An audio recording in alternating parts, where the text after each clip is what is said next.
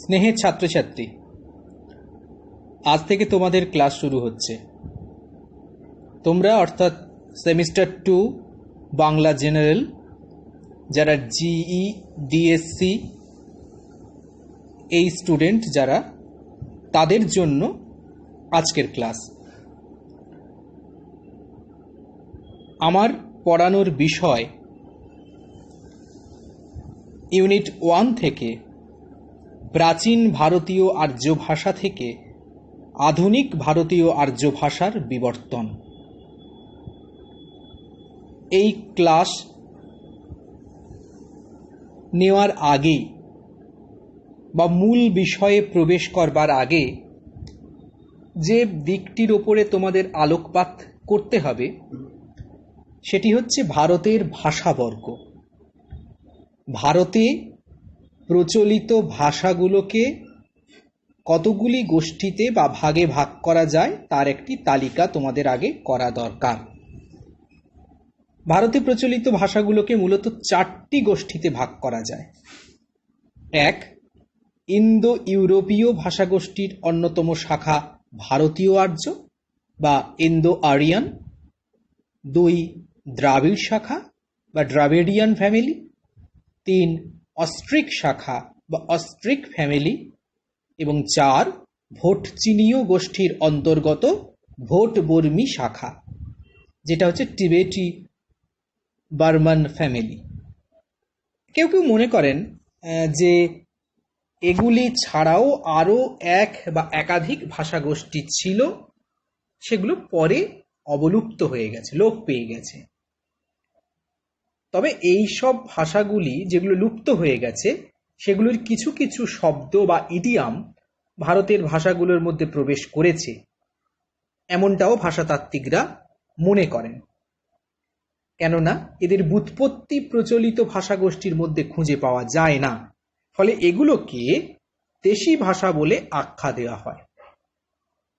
এবারে আমি আসব যে এই ভারতীয় আর্য ভাষার যে শ্রেণী বা কতগুলো শ্রেণীতে এই ভারতীয় আর্য ভাষাকে আমরা ভাগ করতে পারি। ভারতীয় আর্য ভাষাকে মূলত আমরা 3টি শ্রেণীকরণ করতে পারি বা 3টি ভাগে ভাগ করতে পারি। 1, প্রাচীন ভারতীয় আর্য ভাষা। 2, মধ্য ভারতীয় আর্য ভাষা। এবং 3, আধুনিক বা নব্য ভারতীয় আর্য ভাষা। তোমাদের আজকে আমি পড়াবো প্রথম বিভাগটি নিয়ে। প্রথম বিভাগ অর্থাৎ প্রাচীন ভারতীয় আর্য ভাষা। প্রাচীন ভারতীয় আর্য ভাষা এই বিষয়টি বোঝানোর আগে তোমাদের জেনে নেওয়া দরকার যে আর্য কারা। আমরা তো আর্য ভাষা পড়ব, তাহলে আর্য ভাষা পড়তে গেলে আমাদের আগে জেনে নিতে হবে যে আর্য কারা এই বিষয়টি। ছাত্রছাত্রী দেখো, আর্য কারা এটা বলতে গেলে প্রথমে বলতে হয় যে আর্যরা কিন্তু ছিলেন মূলত যাযাবর জাতি। গোপালন বা গরু চড়ানো এবং কৃষিকাজ, এটাই ছিল এদের প্রধান উপজীবিকা। পাশাপাশি তারা দেবতাদের স্তুতিমূলক কিছু সাহিত্য রচনা করেছেন, সেটাই তাদের প্রধান সম্পদ। এরা আনুমানিক খ্রিস্টপূর্ব 1500 শতাব্দীতে ভারতে সর্বপ্রথম আসে এবং এরা ইরান থেকে বিভিন্ন দলে এবং উপদলে বিভক্ত হয়ে উত্তর পশ্চিম সীমান্ত প্রদেশে, পূর্ব আফগানিস্তানে, পশ্চিম পাঞ্জাবে এবং কাশ্মীরে তারা বসবাস শুরু করে বা নিজেদের উপনিবেশ স্থাপন করে ইত্যাদি, যা কিছু বলা যায়। তারপর পূর্ব পাঞ্জাব এবং মধ্য দেশে তারা তাদের আধিপত্য কায়েম করতে থাকে। ঘটনাটা কি যে এই আর্যরা আসার আগে আমাদের দেশে তো প্রাগার্য যারা, আর্যরা আসার আগে যে জাতিগুলো ছিল অন আর্য, এই প্রাগার্য জাতিসমূহকে বিতাড়িত করে আর্যদের ভাষা, সভ্যতা এবং সংস্কৃতি সমগ্র উত্তর ভারতে একটা প্রভাব বিস্তার করতে শুরু করে। ফলে কি হয়, ভারতবর্ষে আর্যাবর্তের সূচনা হয়। আর্যাবর্ত কথাটা খুব গুরুত্বপূর্ণ, অর্থাৎ আর্যদের দ্বারা আবর্ত যে ভারতবর্ষ, সেই ভারতবর্ষের সূচনা হয়। দক্ষিণ ভারতে আর্য ধর্ম এবং সভ্যতার প্রসার ঘটেছিল ঠিকই, কিন্তু এরা দ্রাবিড় ভাষাকে তাড়াতে পারেনি, কারণ তারা তাদের নিজস্ব দাবি নিয়ে বিদ্যমান ছিল, বা নিজস্ব সংস্কৃতি নিয়ে, নিজস্ব অধিকারবোধ নিয়ে এত প্রবল তারা শক্তিমান ছিল যে তাদের তাড়ানো সম্ভব হয়নি। উত্তর ভারতের সিন্ধু, গুজরাট প্রভৃতি যে প্রত্যন্ত প্রদেশগুলো, সেখানে প্রাগার্য সংস্কৃতি প্রভাব এত বেশি ছিল যে আর্য ভাষা এবং ধর্মের প্রসার সেখানে শাখা বিস্তার করতে অনেক সময় নিয়েছিল। ফলে কি দেখা যাচ্ছে যে ভারতবর্ষে আর্য ভাষী জাতিসমূহের আগমনের সঙ্গে সঙ্গে আমরা একটা নতুন জিনিস পাচ্ছি, যে বৈদিক সভ্যতার সূচনা হচ্ছে। বৈদিক সভ্যতা মানে বেদ নির্ভর সভ্যতার সূচনা হয়ে যাচ্ছে ওই সময়। এবার আমি আসি তোমাদের যেটা বলবো, যে এই আর্য কারা, তারা কোন সময়ে এসেছে, এই বিষয়টা নিয়ে আমি কিঞ্চিত আলোচনা করলাম। এখন আমি তোমাদের বলবো যে এই প্রাচীন ভারতীয় আর্য ভাষা, যেটা আজকের আলোচনার বিষয়, এবং সেই ভাষা থেকে কিভাবে বাংলা ভাষা আসছে, তার রূপ কি, তার কথ্য রূপ কি, সাহিত্যিক রূপ কি, এগুলো নিয়ে আমি বলবো। তার আগে আমার জেনে নেওয়া দরকার যে প্রাচীন ভারতীয় আর্য ভাষার সাহিত্যিক নিদর্শনটা কি ছিল, কি ছিল তাদের সাহিত্যের মূল দিকটা। আমরা ঋগ্বেদের মধ্যেই কিন্তু প্রাচীন ভারতীয় আর্য ভাষার নিদর্শন পাই, এবং ইন্দো ইউরোপীয় ভাষাগোষ্ঠীর মধ্যে এই ঋগ্বেদের ভাষাই হচ্ছে সর্বাপেক্ষা প্রাচীন। সুতরাং এইটি যে প্রাচীন ভারতীয় আর্য ভাষার সাহিত্যিক নিদর্শন, এ কথা বলবার অপেক্ষা রাখে না। প্রসঙ্গত বলে রাখি যে এইগুলো রচিত হয়েছে কিন্তু খ্রিস্টপূর্ব 1000 শতকের নিকটবর্তী সময়। এবার আসি যে প্রাচীন ভারতীয় আর্য ভাষার মধ্যে পড়ছে কোনগুলো, বৈদিক এবং সংস্কৃত। আর প্রাচীন ভারতীয় আর্য ভাষার প্রসঙ্গে বলতে গেলে এবারে যেটা বলতে হবে সেটা হচ্ছে তার দুটি রূপ কিন্তু বিদ্যমান। এক হচ্ছে কথ্য রূপ বা আঞ্চলিক রূপ, যে ভাষায় মানে কথা বলার যে রূপ সেটি, আর দ্বিতীয় হচ্ছে সাহিত্যিক রূপ। আমি আসি তার কথ্য রূপ নিয়ে। কথ্য রূপকে কতগুলো নির্দিষ্ট ভাগে আমরা ভাগ করতে পারি, 5টি ভাগ করা যেতে পারে কথ্য রূপে। যেমন হচ্ছে প্রাচ্য। আমি যদি একটা ছক করি, কথ্য রূপ থেকে ছক করি, তাহলে দাঁড়াচ্ছে প্রাচ্য, 2 প্রতীচ্য, 3 উদিচ্য, 4 মধ্যদেশীয় এবং 5 হচ্ছে দাক্ষিণাত্য। এই 5টি রূপ আমরা পাচ্ছি। এবারে আসি, এই প্রাচ্যের ভেতরে আবার 2টি ভাগ রয়েছে, প্রাচ্যা এবং প্রাচ্যা মধ্যা।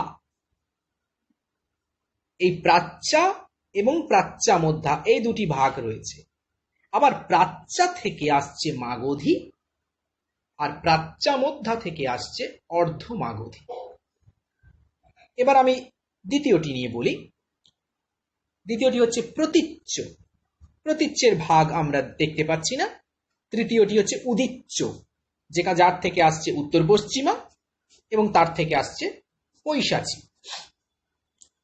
এবারে উদিচ্য এবং মধ্যদেশীয় এই 2টি থেকে লৌকিক সংস্কৃত, আবার মধ্যদেশীয় আর দাক্ষিণাত্য থেকে পশ্চিমা, দক্ষিণ পশ্চিমা, যেটা থেকে পরবর্তীকালে আসছে সৌরসেনী এবং মহারাষ্ট্রী। এই যে কথ্য রূপ প্রাচীন ভারতীয় আর্য ভাষার, এটি একটি দিক। এবার আমি আসবো এর সাহিত্যিক রূপ নিয়ে। সাহিত্যিক রূপটি হচ্ছে কি, যেটা হচ্ছে বৈদিক ভাষা, ছান্দস বা ছান্দস। ভাষাবিজ্ঞানীরা মনে করেন যে ঋগ্বেদই কিন্তু ভারতীয় আর্য ভাষার প্রাচীনতম সাহিত্যিক নিদর্শন, এবং এই ভাষার নাম হচ্ছে বৈদিক ভাষা বা ছান্দস ভাষা। এটাই ছিল ভারতবর্ষের যারা আর্যাবর্ত গড়ে তুলেছিল সেই আর্যদের সৃষ্ট ভাষা। এবার আমি আসি যে কিভাবে এটি থেকে আমার পড়ানোর বিষয় তো প্রাচীন ভারতীয় আর্য ভাষা থেকে আধুনিক ভারতীয় আর্য ভাষার বিবর্তন। আমি একটু মানে একেবারে সংক্ষেপে বিবর্তনের কথাটি বলে তারপরে অন্য প্রসঙ্গে যাব। দেখো ছাত্রছাত্রী, খ্রিস্টপূর্ব প্রায় 500 শতকে বৈদিকের যে কথ্য রূপ, যে 5টি রূপের কথা আমি বললাম, এই 5টি মূল বা প্রাচীন প্রাকৃত থেকে মহারাষ্ট্রী সৌরসেনী, অর্ধমাগধী, মাগধী, পৈশাচী প্রভৃতি প্রাদেশিক প্রাকৃতের উদ্ভব হয়। আর খ্রিস্টীয় মানে 600 শতাব্দী থেকে এই প্রাকৃতগুলি বিভিন্ন অপভ্রংশে রূপান্তরিত হতে থাকে। কালক্রমে এই আঞ্চলিক অপভ্রংশ সমূহ পরিবর্তিত হয়, হয়ে বিভিন্ন ভাষার জন্ম হতে থাকে, আঞ্চলিক ভাষার জন্ম হতে থাকে, যেমন বাংলা, হিন্দি, গুজরাটি, মারাঠি, যেগুলো আমরা নব্য ভারতীয় আর্য ভাষায় পরিণত হচ্ছে। এই অপভ্রংশ সমূহ পরিবর্তিত হয়ে নব্য ভারতীয় আর্য ভাষায় পরিণত হচ্ছে। তাহলে আমি এই যে কালক্রমটা সংক্ষেপে দেখালাম, এবারে আমি দেখাবো যে কিভাবে এই প্রাচীন ভারতীয় আর্য ভাষার কথ্য রূপ থেকে বাংলা ভাষা আসছে। দেখো, প্রাচীন ভারতীয় আর্য ভাষা তার প্রাচ্য, পূর্বী প্রাচ্য যে রূপটি, তার থেকে আসছে মাগধী প্রাকৃত। আমি একটু আগে যেটা বললাম, প্রাকৃত গুলো অপভ্রংশে রূপান্তরিত হয়, এই মাগধী প্রাকৃত থেকে আসছে মাগধী অপভ্রংশ। আর মাগধী অপভ্রংশের আবার দুটি শাখা, এক হচ্ছে পূর্বী শাখা আর দ্বিতীয়টি হচ্ছে পশ্চিমা শাখা। তাহলে আবার বলছি, প্রাচীন ভারতীয় আর্য ভাষা থেকে পূর্বী প্রাচ্য, পূর্বী প্রাচ্য থেকে মাগধী প্রাকৃত, এবং মাগধী প্রাকৃত থেকে আসছে অপভ্রংশ। আমরা গ্রেটার দেন, লেস দেনের যে চিহ্নগুলো, গ্রেটার দেন চিহ্ন দিয়ে যদি বোঝাই তাহলে এমন করে দাঁড়ায়। এবার মাগধী অপভ্রংশ যেগুলো, মানে যেটি, সেটিকে আবার আমরা দুটি ভাগে ভাগ করতে পারি, এক হচ্ছে পূর্বী শাখা আর দ্বিতীয়টি হচ্ছে পশ্চিমা শাখা। পূর্বী শাখাকে বা পূর্বী শাখা থেকে যে ভাষাগুলি জন্ম হচ্ছে সেগুলি আমার মাতৃভাষা, আমাদের মাতৃভাষা বাংলা ভাষা, তার মধ্যে একটি ভাষা, প্রতিবেশী ভাষা ওড়িয়া ভাষা, অসমিয়া ভাষা, এটাও একটি প্রতিবেশী ভাষা। আর পশ্চিমা শাখা থেকে আসছে মৈথিলি, ভোজপুরি, এইসব ভাষাগুলো। তাহলে আমরা বাংলা ভাষার জননী বলে যদি কাউকে জেনে থাকি, তাহলে সে হচ্ছে মাগধী অপভ্রংশ। এবার আমরা চলে যাব প্রাচীন ভারতীয় আর্য ভাষার এই প্রেক্ষাপট রচনা করবার পরে আমরা প্রাচীন ভারতীয় আর্য ভাষার যে ভাষাতাত্ত্বিক নিদর্শনের দিক বা ভাষাতাত্ত্বিক, ভুল বললাম, ভাষাতাত্ত্বিক বৈশিষ্ট্যের দিক, সেগুলো নিয়ে আমরা আলোচনা করব। দেখো, ভাষাতাত্ত্বিক বৈশিষ্ট্যকে আবার আমরা কতগুলো ভাগে ভাগ করতে পারি। তোমরা হয়তো জেনে থাকতে পারো যে ভাষাতাত্ত্বিক বৈশিষ্ট্যগুলোকে ধ্বনিতাত্ত্বিক, রূপতাত্ত্বিক, তারপরে হচ্ছে তোমার ছন্দরীতিগত রূপ, এই সব দিকে আমরা ভাগ করতে পারি। আমি প্রথমে প্রাচীন ভারতীয় আর্য ভাষার যে ধ্বনিতাত্ত্বিক বৈশিষ্ট্য সেগুলো নিয়ে আলোচনা করব। আমি ধ্বনিতাত্ত্বিক বৈশিষ্ট্যগুলো সূত্রাকারে তুলে ধরবার চেষ্টা করছি তোমাদের সুবিধার জন্য। এক, ধ্বনিতাত্ত্বিক বৈশিষ্ট্য এক, রি, ডবল রি, লি, এ, ওই সহ সমস্ত স্বরধ্বনি এবং তালবেশ, মূর্ধন্য দন্তেশ সহ সমস্ত ব্যঞ্জনধ্বনি প্রাচীন ভারতীয় আর্য ভাষায় প্রচলিত ছিল। এটা তার ধ্বনিতাত্ত্বিক বৈশিষ্ট্যের প্রথম দিক। তাহলে রি, ডবল রি, লি, এ, ওই সহ সমস্ত স্বরধ্বনি এবং তালবেশ, মূর্ধন্য দন্তেশ সহ সমস্ত ব্যঞ্জনধ্বনি এই ভাষায় প্রচলিত ছিল। এবার দ্বিতীয় পয়েন্টে আসি। প্রাচীন ভারতীয় আর্য ভাষায় স্বরাঘাত অর্থাৎ স্বরের আঘাত উচ্চারণের ক্ষেত্রে এই স্বরের আঘাতের স্থান পরিবর্তনের ফলে শব্দের অন্তর্গত স্বরধ্বনির বিশেষ ক্রম অনুসারে পরিবর্তিত হয়। অর্থাৎ এই পরিবর্তনকে আমরা কয়েকটি স্তরে ভাগ করতে পারি যে কি কি ভাবে পরিবর্তন হতে পারে। গুণ, বৃদ্ধি, সম্প্রসারণ। আমরা যদি গুণ, তোমরা জিজ্ঞেস করতে পারো যে গুণ কি, না স্বরধ্বনিগুলো যদি অবিকৃত থাকে তাকে আমরা বলি গুণ। যদি স্বরধ্বনিগুলো দীর্ঘ হয়ে যায় তাহলে তাকে আমরা বলবো বৃদ্ধি। আর স্বরধ্বনিগুলো যদি ক্ষীণ হয়ে লোপ পেয়ে যায় তাকে আমরা বলবো সম্প্রসারণ। তাহলে স্বরাঘাতের স্থান পরিবর্তনের ফলে শব্দের অন্তর্গত স্বরধ্বনির বিশেষ ক্রমানুসারে পরিবর্তন কিন্তু এই সময়ের বা প্রাচীন ভারতীয় আর্য ভাষার বিশেষ ভাষাতাত্ত্বিক লক্ষণ। নাম্বার 3 নম্বর পয়েন্টে যেটা আসবে, আমরা জানি সন্ধি কাকে বলে, যে দুই বা ততোধিক ধ্বনি পারস্পরিক তার মিলনের ফলে যে নতুন পদের জন্ম হয় সেটি সন্ধি। প্রাচীন ভারতীয় আর্য ভাষায় এই দুই সন্নিহিত স্বরধ্বনির মিলন বা সন্ধি হতো। খেয়াল করবি, সন্নিহিত স্বরধ্বনির মিলন বা সন্ধি হতো। নাম্বার 4, প্রাচীন ভারতীয় আর্য ভাষায় বৈদিক ভাষায় যে স্বর, 3 প্রকার স্বর, সেই 3 প্রকার স্বরের ব্যবহার ছিল। কি কি স্বর? উদাত্ত, অনুদাত্ত এবং স্বরিত। এই 3 প্রকার স্বরের ব্যবহার ছিল। নাম্বার 5, এই বৈদিক স্বরাঘাত, যাকে আমরা বলি পিচ অ্যাকসেন্ট, স্বরাঘাতকে বলি পিচ অ্যাকসেন্ট, এই বৈদিক স্বরাঘাতের একটা উল্লেখযোগ্য বৈশিষ্ট্য ছিল কি, না এই স্বরের স্থান পরিবর্তনে শব্দের অর্থ পরিবর্তন হয়। আমরা সাধারণত আমাদের যে বর্তমানের ভাষা সেখানে আমরা কি দেখেছি, যে উচ্চারণ পরিবর্তিত হলেও অর্থের পরিবর্তন কিন্তু হয় না। কিন্তু প্রাচীন ভারতীয় আর্য ভাষায় উচ্চারণের পরিবর্তনে বা স্বরের স্থান পরিবর্তনে অর্থের পরিবর্তন ঘটছে।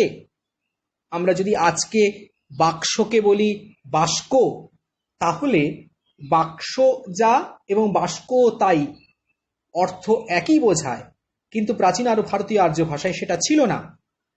প্রাচীন ভারতীয় আর্য ভাষায় এই রকম যদি কোনো পরিবর্তন ঘটতো স্বরধ্বনির ক্ষেত্রে, আমি ব্যঞ্জনধ্বনির উদাহরণ দিয়ে বললাম, স্বরধ্বনির ক্ষেত্রে এমন যদি কোনো পরিবর্তন ঘটতো তাহলে কিন্তু তার অর্থের পরিবর্তনও ঘটত। নাম্বার 6, যুক্ত ব্যঞ্জনের স্বচ্ছন্দ ব্যবহার ছিল। যুক্ত ব্যঞ্জন, আমরা জানি যুক্ত ব্যঞ্জন কাকে বলে, আমি নতুন করে বলছি না সেগুলো। যেমন কয়েকটি উদাহরণ দিই যুক্ত ব্যঞ্জন: কয় রফলা, কয় ল, কয়ত, কয়তয় রি, ময় রেপ, ঘয়ন, দয় ধয় রেপ, মদিনে শয়টয় রফলা ইত্যাদি ইত্যাদি, আরো অজস্র রয়েছে। এই যুক্ত ব্যঞ্জনের একেবারে সাবলীল ব্যবহার আমরা কিন্তু প্রাচীন ভারতীয় আর্য ভাষায় লক্ষ্য করি। এবার আমি আসব প্রাচীন ভারতীয় আর্য ভাষার রূপতাত্ত্বিক বৈশিষ্ট্য বা রূপগত বৈশিষ্ট্য। 1 নম্বরে যে পয়েন্টটি আসবে সেটি হচ্ছে 3টি বচনের ব্যবহার আমরা প্রাচীন ভারতীয় আর্য ভাষায় দেখতে পাই: একবচন, দ্বিবচন এবং বহুবচন। 2 নম্বর পয়েন্টে আমি যেটা বলবো সেটা হচ্ছে প্রাচীন ভারতীয় আর্য ভাষায় 8টি কারক ছিল। 8টি কারক। আমরা আধুনিক যে বাংলা সেখানে কিন্তু 8টি কারক পাই না, কিন্তু প্রাচীন ভারতীয় আর্য ভাষায় 8টি কারক ছিল। কি কি কারক? কর্তৃকারক, কর্মকারক, করণকারক, নিমিত্ত কারক, সম্প্রদান কারক, অপাদান কারক, সম্বন্ধ কারক, অধিকরণ কারক, সম্বোধন কারক। আমরা বর্তমানে সম্বন্ধ কারক এবং সম্বোধন কারক পাই না, কিন্তু প্রাচীন ভারতীয় আর্য ভাষায় সেগুলি ছিল। 3 নম্বর পয়েন্টে যেটা আসবে, 3টি লিঙ্গের ব্যবহার প্রাচীন ভারতীয় আর্য ভাষায় ছিল। কি কি? পুংলিঙ্গ বা ম্যাসকুলাইন, স্ত্রীলিঙ্গ বা ফেমিনাইন, আর ক্লিবলিঙ্গ বা নিউটার। এই 3টি লিঙ্গের ব্যবহার প্রাচীন ভারতীয় আর্য ভাষায় ছিল, যেটি তার অন্যতম রূপতাত্ত্বিক বৈশিষ্ট্য। নাম্বার 4, প্রাচীন ভারতীয় আর্য ভাষায় শব্দরূপের থেকে ক্রিয়ারূপের বৈচিত্র্য বেশি ছিল।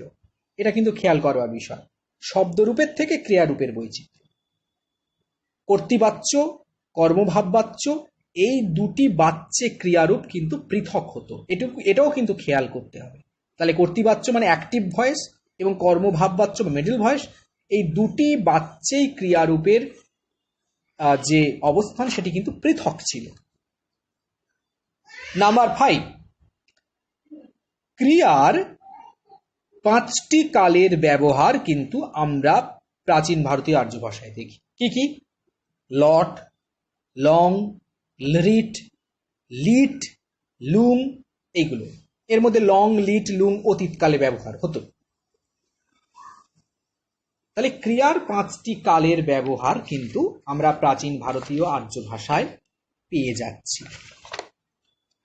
এবার আমি বলবো ষষ্ঠ যে পয়েন্ট রয়েছে সেটি নিয়ে আলোচনা করব।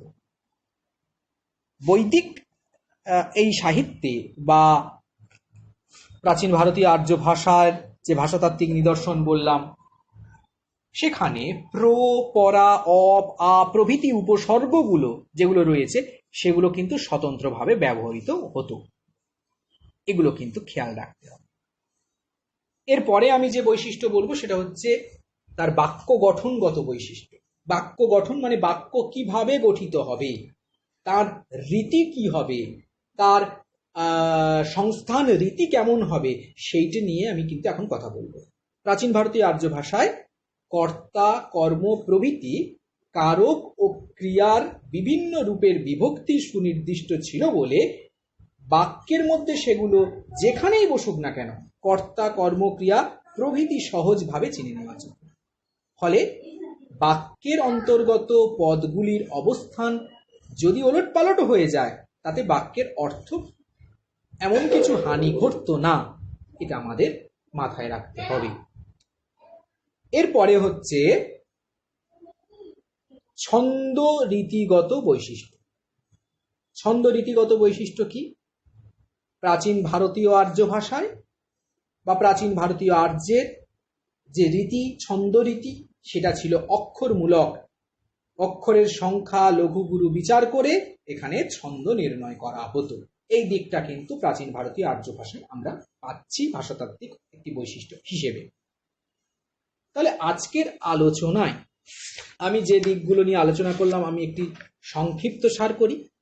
সেটি হচ্ছে এই যে ভারতের ভাষাবর্গ, তার বিভাজন, ভারতীয় আর্য ভাষা শ্রেণীকরণ, আর্য কারা, কবে তারা এদেশে এসেছে বা এখানে এসে তারা বসতি বিস্তার করেছে, তাদের পরিচয় এবং কিভাবে আর্যাবর্তের সূচনা হচ্ছে তার একটি তা নিয়ে একটি সংক্ষিপ্ত কথা। পাশাপাশি সাহিত্যিক নিদর্শন, এই সময়ের প্রাচীন ভারতীয় আর্য ভাষা আর প্রাচীন ভারতীয় আর্য ভাষার কথ্যরূপ, সাহিত্যিক রূপ নিয়ে আলোচনা করলাম। আর প্রাচীন ভারতীয় আর্য ভাষা থেকে কিভাবে আমরা বাংলা ভাষা পাচ্ছি তার একটি রূপরেখা আমি দিলাম।